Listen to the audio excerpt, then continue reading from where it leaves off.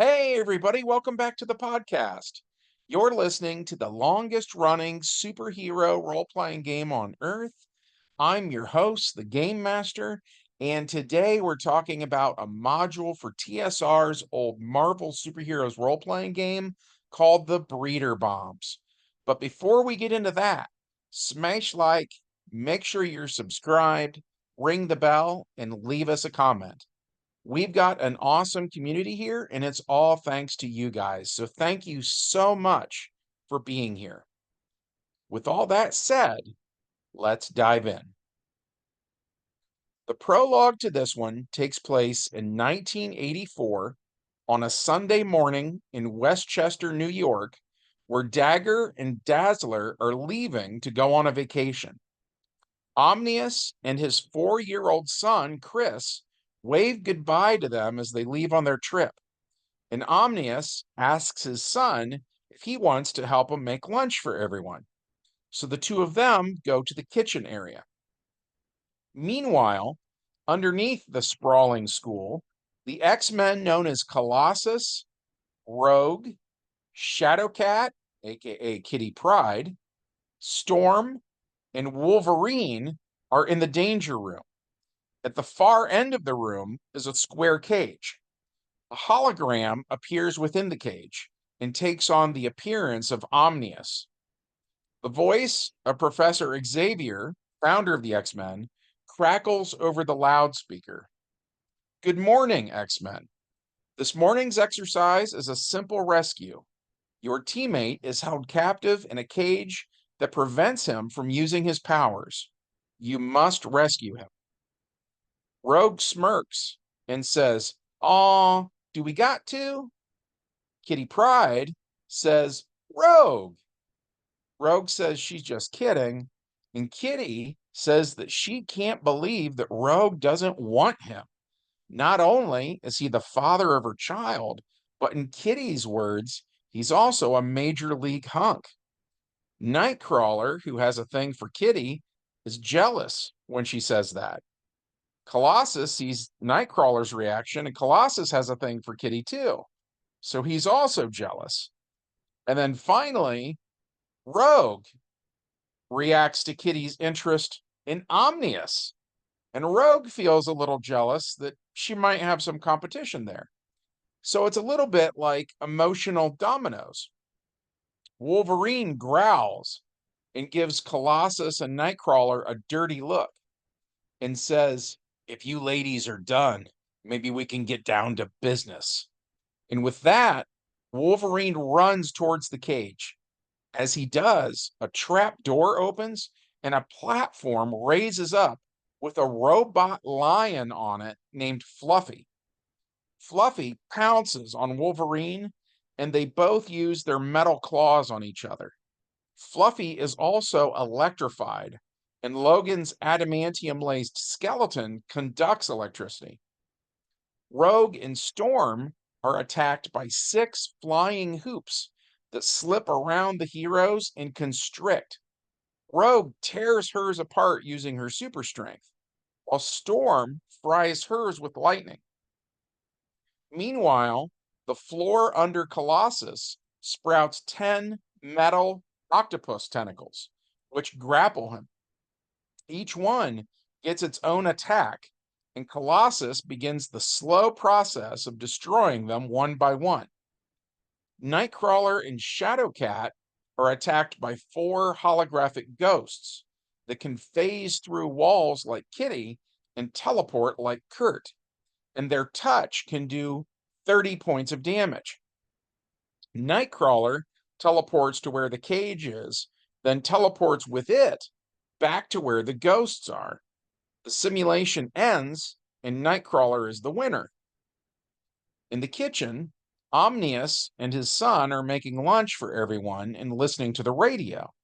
The news talks about the situation with the Soviet Union in Afghanistan, and his son asks Omnius why he doesn't just beat up the Russians with his power duplication, which can be found, by the way, on page 83 of the Ultimate Powers book by TSR.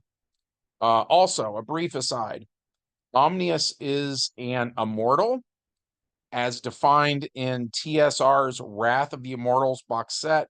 And one of the rules outlined in that book is that an immortal may not attack a non immortal character. So Omnius tries to explain that to his son. The news on the radio then talks about how in Pennsylvania, another shipment of nuclear supplies, including some fissionable material, has been stolen. 6 similar disappearances have occurred in the last month without clues or witnesses. Law enforcement agencies are baffled. The news continues. Norbert Ebersol, the criminal better known as the Fixer, is once more at large. Fixer escaped from Rikers Island prison using a mechanical digging machine. The son of Omnius and Rogue asks why they locked him up if he fixes things. Omnius smiles and says, "He's not that kind of fixer, buddy." The news goes on to say Ebersol was serving a 20-year sentence for the Octodroid rampage. The newscaster's voice is suddenly lost in a terrific blast as the kitchen window of the X Mansion explodes inward. Omnius instinctively creates a force field around his son. On Fixer's turn, he first activates a gadget he calls the Scrambler. It makes the X Mansion's computer systems go haywire. Then he throws a small spring loaded device that expands into a 10-foot wide sphere made of clear, incredible material. It hits Omnius, and for a second, he seems to be trapped in the bubble. So then Omnius goes again, and he substitutes power duplication for artifact creation, making a cube around the Fixer made of diamond. So it has Shift X material strength. Then he uses teleportation to get out of his bubble as the lights in the mansion flicker. His first thought is whether or not Rogue is safe in the danger room. Speaking of which, the blast doors to the danger room are sealed shut, and all the safety protocols have been deactivated. So the danger room is now very lethal, and everything in it has been turned up to maximum power. Fluffy the robot reactivates and is no longer pulling its punches. Its electrical attack now does amazing damage.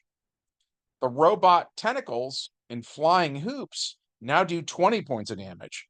And the ghosts are strong enough to kill. So Nightcrawler saves Kitty Pryde. Colossus punches the ghosts, which are vulnerable to metallic attacks, like his fists. A ring gets around Rogue's neck and starts shrinking with every intention of decapitating her. But Omnius appears and teleports Rogue by where he is standing.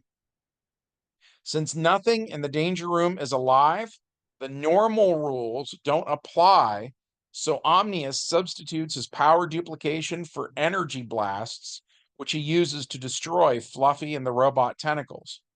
Colossus saves Kitty from the ghosts, and she hugs him, which makes Nightcrawler jealous. Omnius looks at Rogue and says, "Are you okay, honey?" Rogue is taken aback and says, "Honey?" Her throat hurts from the hoop trying to kill her. Aren't you putting the aren't you putting the cart ahead of the horse a bit? Omnius stammers and says, "I just thought that," but Xavier's voice can be heard once again over the speakers. "Is everyone all right?" Professor X asks. Omnius says that the Fixer is in the kitchen, and Wolverine says, "Oh yeah?" Then bolts for the kitchen. So everyone else goes to the kitchen only to find the diamond cube that Fixer is in, separating Fixer from the heroes. Xavier sequesters himself in the library with Fixer to probe his mind and find out why he's here, while the rest of the X-Men eat the lunch that Omnius made for him. Chris runs over to Rogue and hugs his mother, telling her that Fixer made the window explode and glass went everywhere.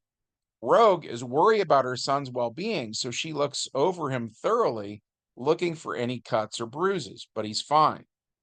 Rogue seems angry and asks what his daddy was doing the whole time. So Chris tells her that his dad put up a force field to protect him.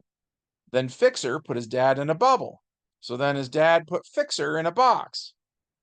Rogue's initial concerns fade a little bit, and she reluctantly decides that Omnius did an all right job today. But she doesn't tell him that. When she looks over at him, Kitty Pryde is gushing about how awesome it is that Omnius can just make diamonds at will. She says they could all be rich. Omnius says the diamonds won't last forever. They fade away after a while. So using them to pay for something would be theft once the seller's payment ceases to exist. Kitty also says it was awesome that he took out Fluffy with that energy blast, to which Omnius says it was just nice to feel useful for a change. The fact that immortals aren't allowed to attack anyone who's not an immortal can be really frustrating. Colossus speaks up since he took care of the ghost that was attacking her, and Kitty thanks him too. Nightcrawler is still jealous, and Wolverine tells Omnius he's lucky that he didn't shoot Wolverine with an energy blast, firing into melee like that. Wolverine says, "Besides, I had it under control." Nightcrawler quips that Logan doesn't like being the damsel in distress, and Storm laughs. Wolverine pops his claws and threatens to turn Kurt into an elf kebab. But then the X-Men hear the voice of Charles Xavier in their minds. "Come to the library, my X-Men. We have a small problem." There is no urgency in Xavier's voice, so the X-Men walk to the library, and when they enter, they see a woozy Fixer in a bathrobe. A video recorder is set up next to them.